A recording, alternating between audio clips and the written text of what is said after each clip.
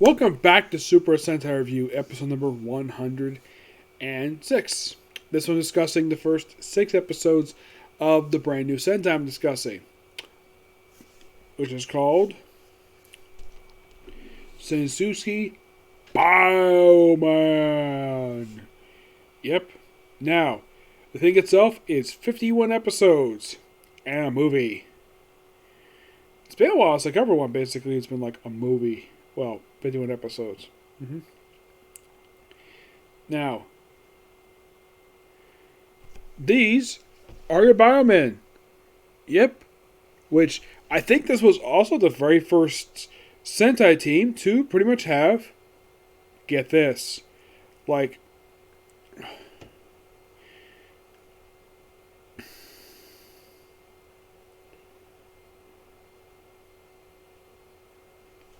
this is the first one to have a female Yellow Ranger. First one out to have white as part of the roster. Yep. And this was the second one to use spandex. Yes, I forgot to mention this for Gogo V. It was the last one to officially use spandex. Yep. And here are your Biomen. Yep. Sarah Go as Gogo Red. Gogo Yellow. Not yellow. I'll get to her. Don't worry. Green. Red 1, green 2, blue 3, yellow 4, and pink 5. Green 2 is Shuko Tozugaki. Blue 3 is Ritu Nabara. Yellow 4, there's actually a couple of them, and I will get to basically why that is, why I discuss episode 13.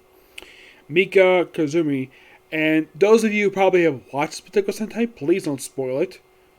And of course, basically, Karakazaki. Talk about her first. She particularly is the weakest member of the team. She is scared a lot of the time, and usually L4 has to basically be her bodyguard a lot of the time, protect her. Because she just says to act like a princess. As for what she does, it's presumably she's an artist. She was just randomly dragged into this. By the way, things starts out quite unusually.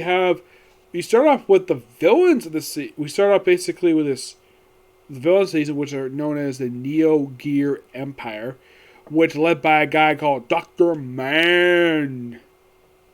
And by the way, their catchphrase for all their grunts is like, "Here to the man!" Yes, seriously. And the 3 main henchmen in this one, we have Mason. Oh, by the way, I should continue the other ones before I continue that. Mika is a photographer. Ruta is a paratrooper. Shogo is a race car driver. And Shurgo is pretty much he's a pilot. Yes, he's a pilot. Yeah, he pretty much in a way is a pilot. But as for the Neo Gear Empire, oh boy. Now this is your boss. This is Dr. Man. I gotta admit, pretty cool looking villain. And he appears for pretty much the whole of this. Now here are his subordinates. We have Mason. Yes.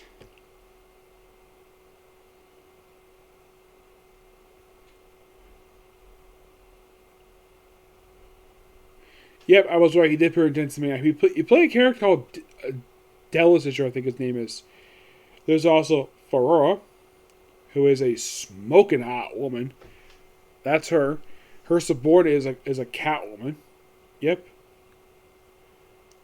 And there's also the Big Grunt Monster, who, appearance-wise, looks like, get this. He reminds me of, basically, Robocop. Well, not exactly his full appearance, per se, but, yeah. He's basically the big grunty guy of the group. But yeah, big, huge guy. There's also the Beast Noise. Fun fact about the Beast Noise. Now, the Beast Noise are, get this, they are pretty much in a way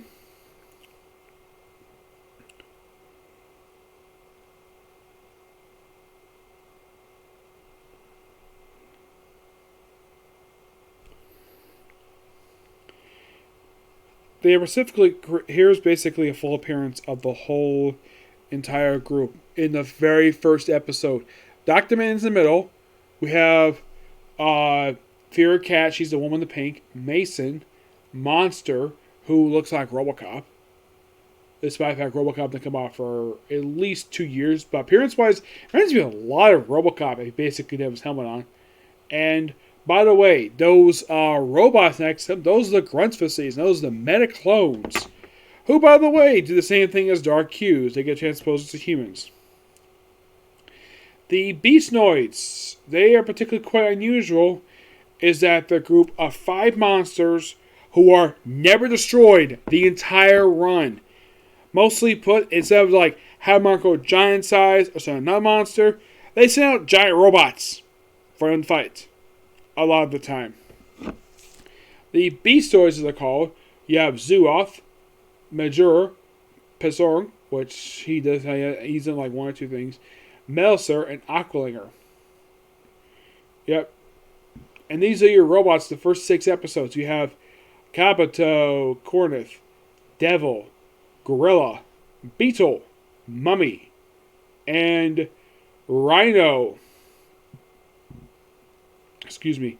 A lot of the plot of this one mostly involves, get this, the Neo Machio Empire trying to destroy the bio robot.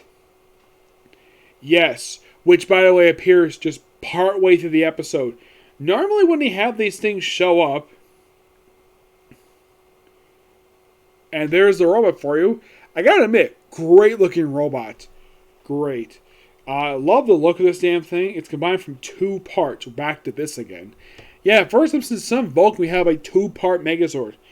You're probably thinking, does Density Man have, for their Megazord, is theirs like 2 parts? Oh, excuse me. The one that came before this one.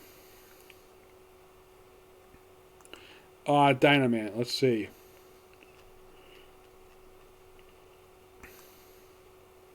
No, that was made up of 3 parts. Yep, that was made of 3 parts. That one.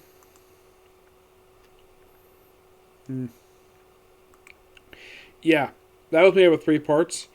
And this is just made of 2. The Biojet 1 command is basically piloted by Red 1 and Pink 5.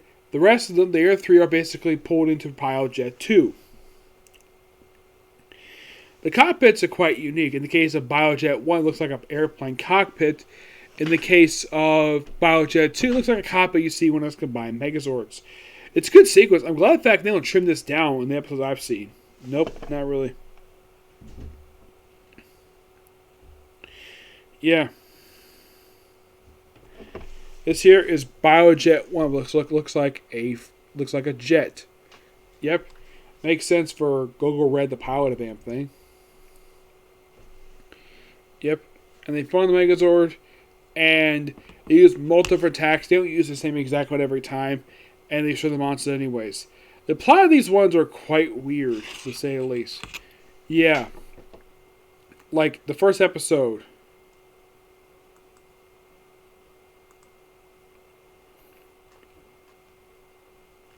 Oh, almost forgot. Peebo, the robot. Yeah, who's an android. Makes it, I think he was the second non-human mentor for any Ranger team. Yeah, second one.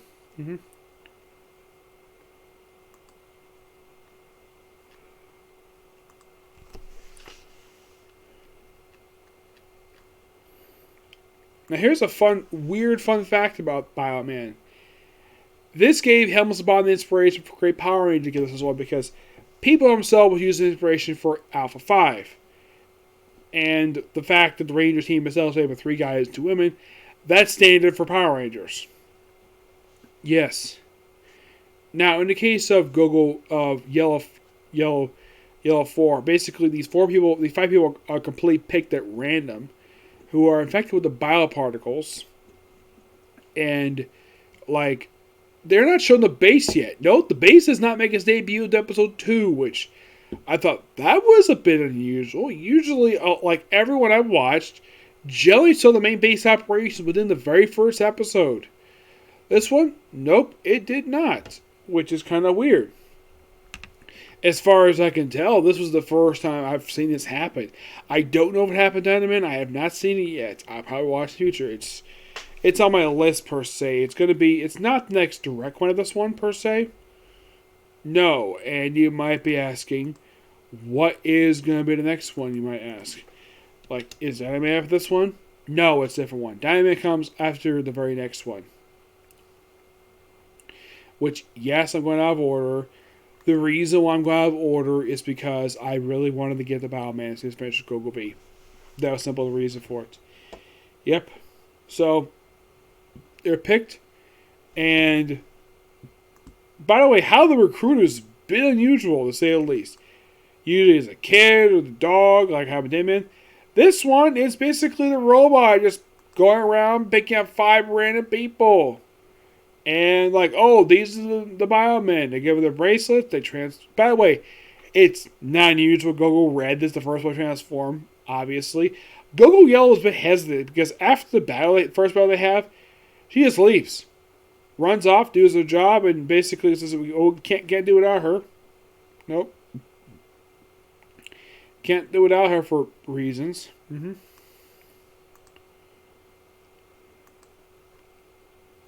Yeah, Dynaman, actually, I might switch up a bit because, I might be switching it up because, well, because of one particular one, yes. But that won't be coming until, as of right now, because I think it'll happen for another, like, 3 or 4. Let's see, 1, 2, 3...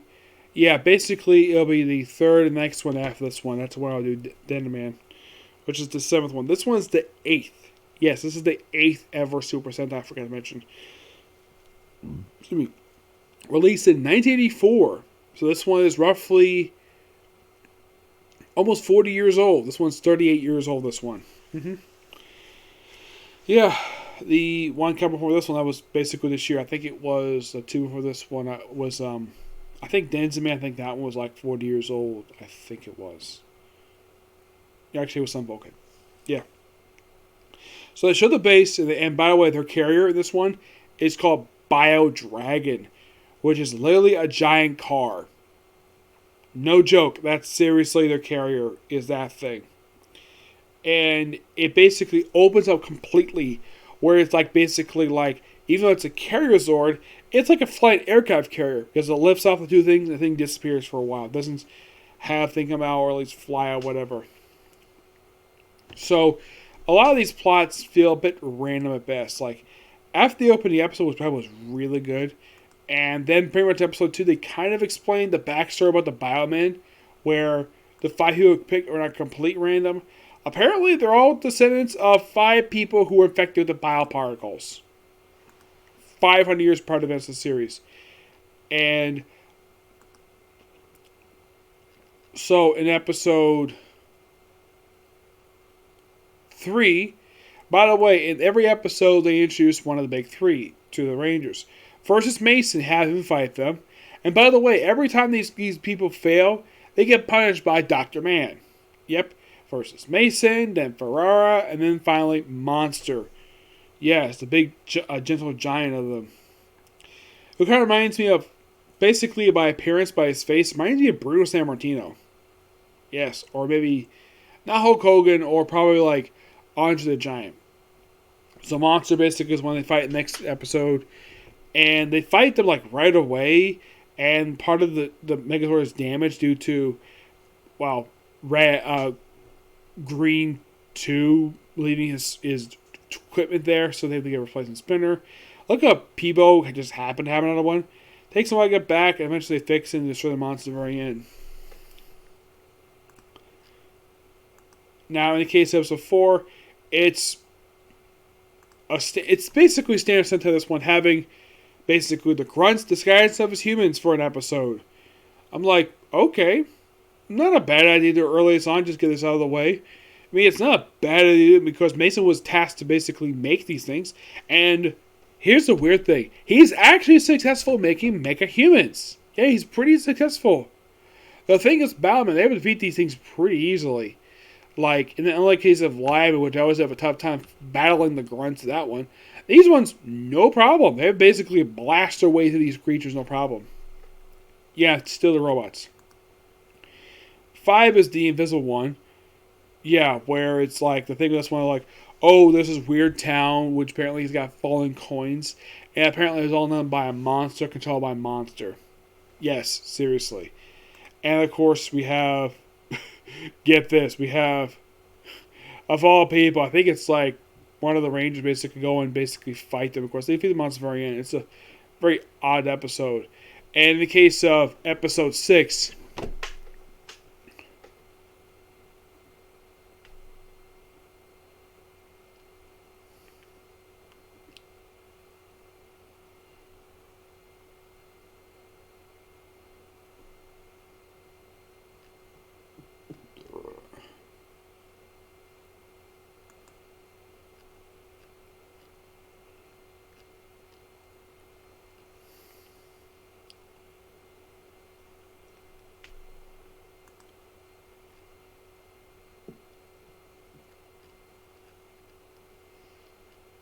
yeah, I'll be discussing her in a future video basically of what happened with her because it is quite odd to say the least.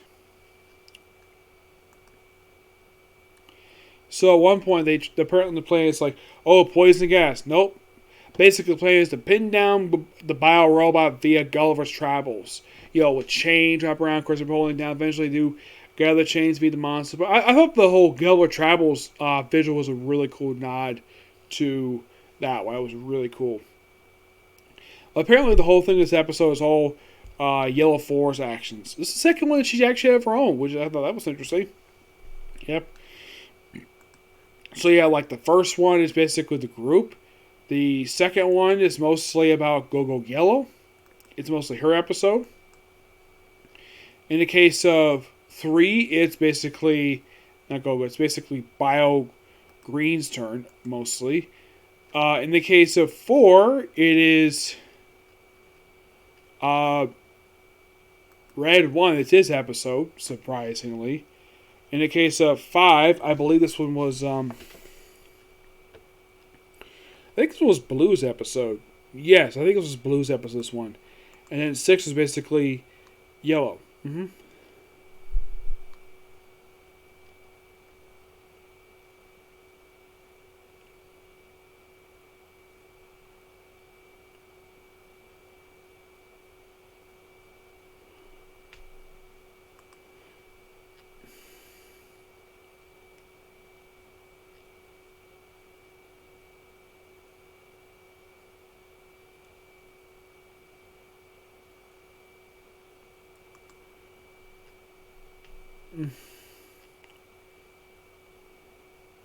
Oh, this is convention to talk about.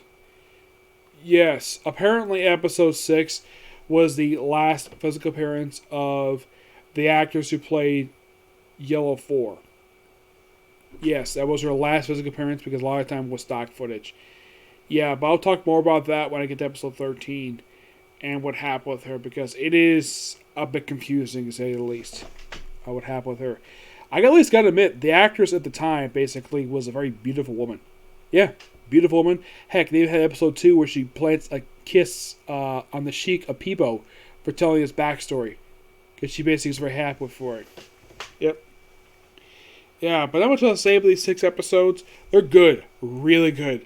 It's just kind of weird, though. You come across a Ranger season where you don't kill the monsters in the episode supposed to period. Here you have monsters like the main 5 lasting from what I look at my life, apparently for a long period of time before they finally get killed off. Yeah, apparently all these monsters simply put the henchmen of the main henchmen. I'm like, that's a bit unusual. Very interesting concept. I don't think it's ever used ever again, as far as I can tell. Nope. But I'll discuss more about Bioman tomorrow. And no, I'm not going to be able to do Skeleton and World Time. I'll probably do that tomorrow along with because I'm levels 4, but who knows what's going to happen tomorrow because tomorrow is my birthday. Yes, my birthday is tomorrow. Okay? So, see you next video. Bye.